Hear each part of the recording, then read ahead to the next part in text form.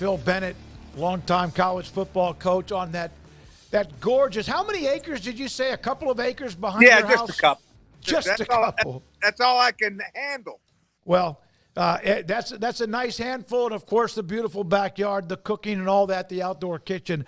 So, Phil, Baylor with a gut-wrenching kick in the nuts loss. Otherwise, I thought they really been a nice win, but they cannot stop those last two plays. Should have lost or should have had the game gone into overtime with the first throw that bounced off the chest.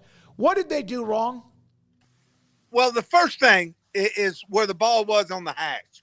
The ball was on the offensive right hash. The field was to their left, which is good because, what you're trying to do when you're a Hail Mary, you're trying to get a play that will extend where you could get receivers 50 yards downfield. I thought what Baylor was trying to do was a smart thing. I always did it. I always would bring five or try to bring a balanced rush and don't extend the play. What happens is Baylor ended up blitzing from the boundary. They had three linemen sorted to the boundary, two outside guys, and the outside guy to the field came underneath. Mm-hmm.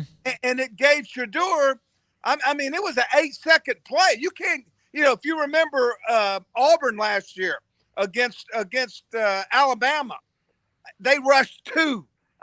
You can't let people have extended time where the receivers can get downfield. I don't feel like, and I'm not trying to say Dave didn't know what he was doing, but everybody calls that victory. You try to get your people defend the field, and even if it feels to the left, they're not going to sprint out to the boundary because it's too short.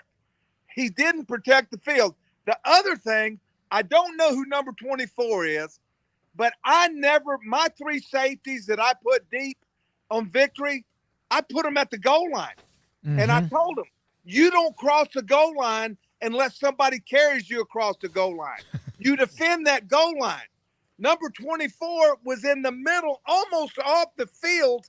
He could have helped that corner who was man-to-man on number one.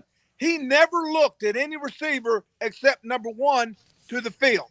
You can watch it 10 times and you'll see the same thing. So I think just the strategy of I have to believe that they didn't execute the call, and then having the guy that deep in the end zone is worthless. You might as well not even be there.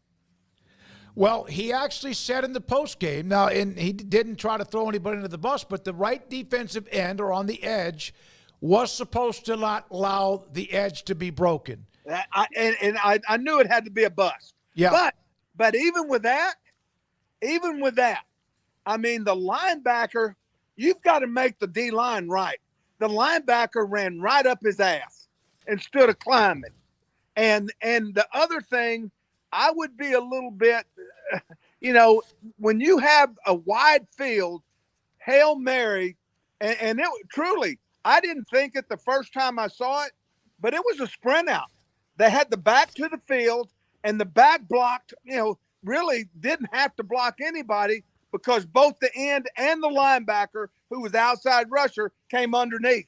And you can watch it way too much time. And then I want you to watch, I don't know who 24 is, but he's almost out of the end zone before the ball's thrown. Yeah, I don't know why you would ever put a guy in the middle of the end zone. Yeah, I agree on that part, no question. Phil, are these easier games to pick your team emotionally up after, or is this one where you're a little bit concerned because it is such a punch in the gut? Paul, I thought that Baylor outplayed them. And I thought they went up there. They were prepared to play on both sides of the ball. They gave up some passing yards, but Colorado could not run the ball.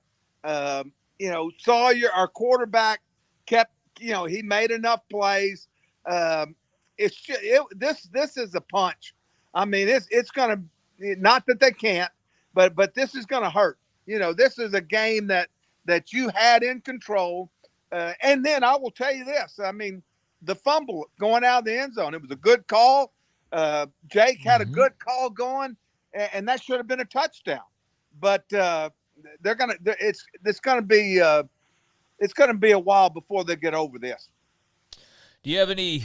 I don't want to bring up any bad memories, but any Hail Mary stories of your own or anything similar that you can point to, and kind of how you rebounded from it afterwards, or how long it took you to kind of get yourself back together?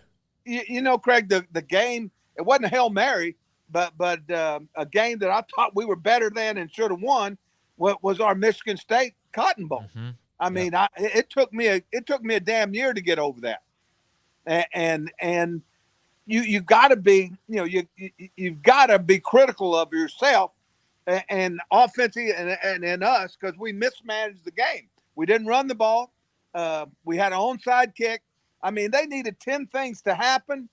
They're down 20 points. We pretty much dominated the game. And then they convert a 4th and 7 off of, they had no timeouts after one of our players goes down, and they stop the clock and end up changing personnel on us. So yeah, I've had it happen. Not on the last play of the game though, but, and I'm not saying that, like I said, I thought they had the right idea. I knew something happened to the field. The end, somebody had to be protecting upfield. Now, like I said, they knew. Everybody got on and said, well, he rushed 5. That's stupid. That's not stupid. I mean, I'd rather rush 5 than rush 3 or rush 2 and give him forever. I believe if they would have executed it right, the ball would have never got off. Yeah, and even then, I believe there was a defender, a defensive lineman. It was right, like, how close that is. Yeah. He was the backside in. Yep. If we would have had any front side pressure, it would have been a sack. All right, so BYU's coming to town, and I want to bring them up because they're playing really good defense with Kalani Sitake and what they've done. They had different ways of scoring, and they just mauled Kansas State. I mean, that thing was ugly and shocking to me how one-sided. Even the fact BYU won the game, but so one-sided.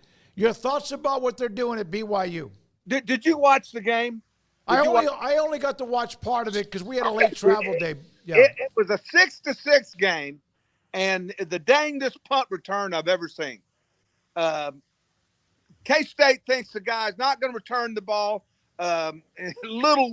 Looked like a little slow white guy, and they're sort of pulling off. They go to stop. He grabs the ball in the right hash and goes like 80 yards for a touchdown. And I'm telling you, from that moment on, the game changed. K-State couldn't get out of its way. I have played 3 times in Provo, and I'm telling you, it's like the witch hour. I mean, they say, Mormons are quiet. They don't drink. They're the damnedest fans you've ever seen. I mean, for people not drinking, they have a hell of a time. Yeah, they'll be here in force too, Phil. Yeah, and it's an atmosphere that is, I mean, they get behind, especially when things start going good. I still don't think they have a great offense. I think that if Baylor sort of plays like they did last week, and I think that I think it can be a very competitive game.